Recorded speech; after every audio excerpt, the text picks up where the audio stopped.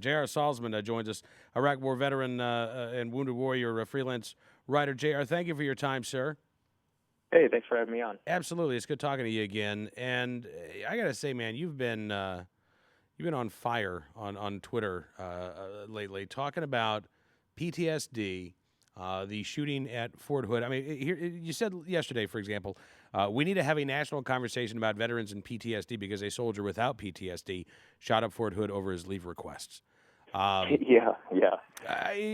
so it sounds to me like you are a little disgusted by the quality of reporting and opining that we have seen here over the last week or so. Yeah, absolutely. In terms of media narratives, PTSD is to the military what the AR-15 is to gun owners, in that it is the instant scapegoat that the media and various individuals in society run to try and look for, blame. So that was actually, before we even knew what had happened at Fort Hood, that was already being tossed around, mental health and PTSD and, gun control. The narratives come out before the bodies are even cold, before we even know what actually happened. And, it never fails that those of us who are veterans, have to speak out again, time and time again, whenever something like that happens, to prevent from being painted as a bunch of crazies who are going to snap at any moment. Because frankly, that's not the case. I have PTSD. I am an Iraq War veteran, and unlike the Fort Hood shooter, I actually did see combat.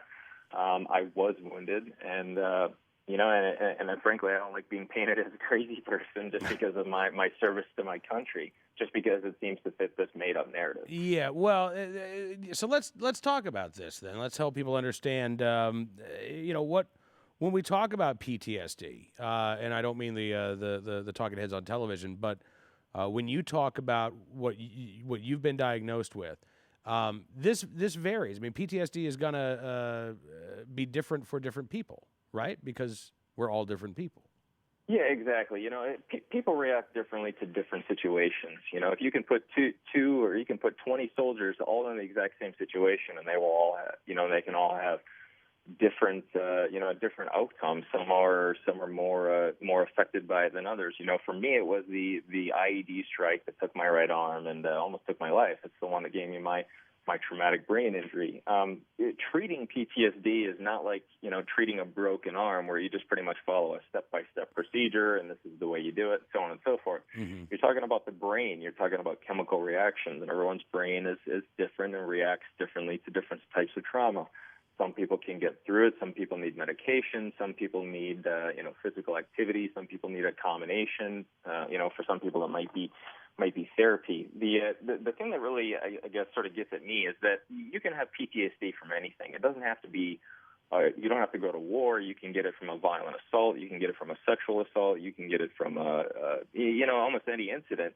And yet somehow veterans are the only group with PTSD who are deemed, unsafe to society. If a veteran has PTSD from being shot at or from dodging IEDs like I was, then somehow people think that you're going to go plant IEDs if you're going to go shoot up someplace. Yet you never hear someone say to a victim of a sexual assault that they're worried that they're going to go rape people or sexually assault people. It's this ridiculous standard, and it simply doesn't make sense. In terms of PTSD, PTSD is it's sort of like reliving a nightmare in that you're constantly trying to mitigate the circumstances under which you experience the trauma. In other words, you act defensively, typically, to whatever situation gave you your PTSD. Now, for me, that was sort of dodging things on the road, So when I see trash on the side of the road or tires or broken down cars, well, that's what they would put IEDs in over in Iraq. So that makes me want to stay away from those things. Okay. It makes me very defensive. At no point in time have I ever gone on the offensive. PTSD doesn't really make you go on the offensive. It makes you go on the defensive in certain situations. So it might make you avoid big crowds. It might make you avoid, sounds of explosions or gunfire or things of that nature. Under no point in time it hasn't made me want to grab a gun and go on the offensive and go do something. Mm-hmm. So I think that's a lot of what the sort of the misinterpretation of what PTSD really is. And I'm not sure if that's just society or if it's perhaps a media narrative or the movies or what. But I think there's a big understanding of what PTSD really is. So Yeah. it's just kind of, like I said, it's something traumatic that happened to you that's, difficult to erase from memory, and it affects you in that you constantly are on the defense to prevent that from ever happening again. So I got a couple of things. I heard a young soldier talk about this last week on another program, and he said, PTSD isn't something that you cure. It's not that you take medicine and you get better. It's something that you learn to handle, that you learn to deal with. It's a process. Yeah, Is that correct? yeah, I'd say, and again, it's kind of different for everyone because there Right. are all different levels, of PTSD. Because PTSD can actually be one that you experience something bad, or it can be the threat of experiencing. So, in other words, you can have people with PTSD who never got hit by an IED, but because they spent so much time, dodging IEDs and the threat of experiencing them, they can have it as well. But yes, it's not so much that you ever get over it. It'd be like, it's kind of like someone telling me, well, you should get over the fact that you lost your right arm. Well, that's impossible. Every day I wake up, it's still gone. So it's the same thing with PTSD. I'm never going to just forget about it. It's just realizing that and sort of working through it to realize that, you're out of that threat zone, and that I'm not in Iraq anymore, and that I don't have to dodge IEDs on the side of the road in Wisconsin, and and so on and so forth. But I think it's important for people to realize that we are normal, functioning members of society, and just because you've jumped out of the combat zone doesn't mean that you sort of turn that off like a switch. That heightened sense of awareness and that awareness of what's going on around you. You don't just turn that off. So yes, it's a process that you have to work through. But people need to realize that we're not ticking time bombs. We're not waiting to snap. Mm-hmm. The research says, in fact, I think it's important to note as well. About a year ago, there was a study published in the Journal of American Medical Association, and it found that there was no correlation between deployment factors and the rise in military suicides. In fact, the rate of military suicides is very similar to that of the civilian world.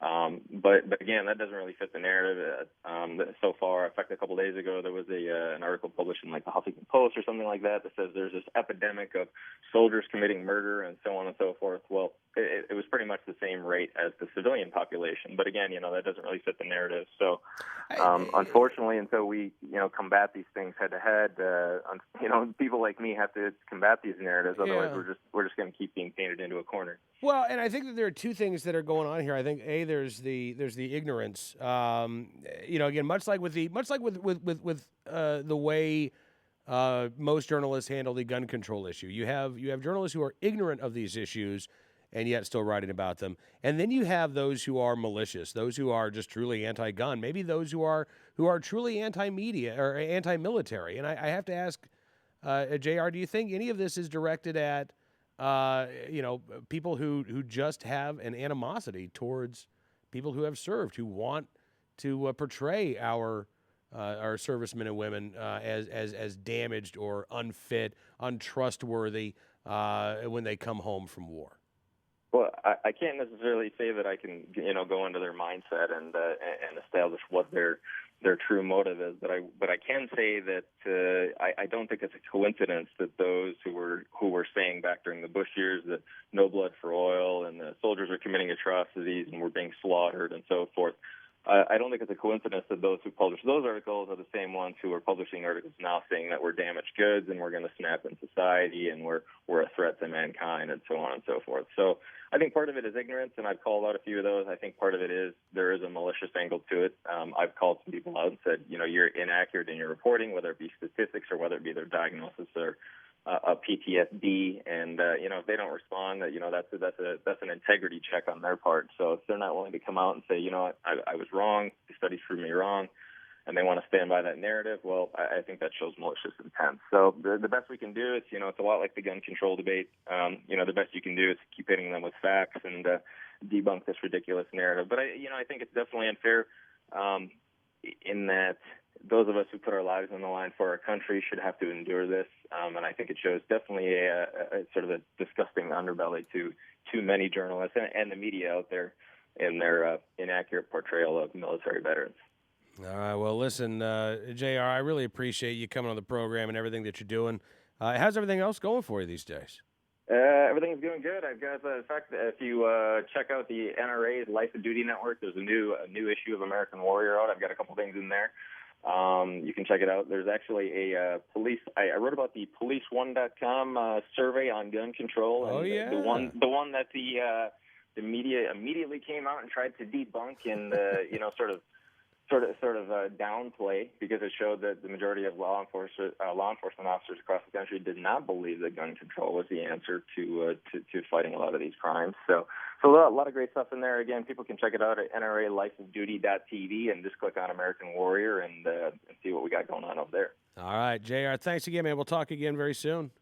All right, sounds good. Thanks for having me on. Absolutely, always a pleasure. JR Salzman joined us here on NRA News, Cam and Company.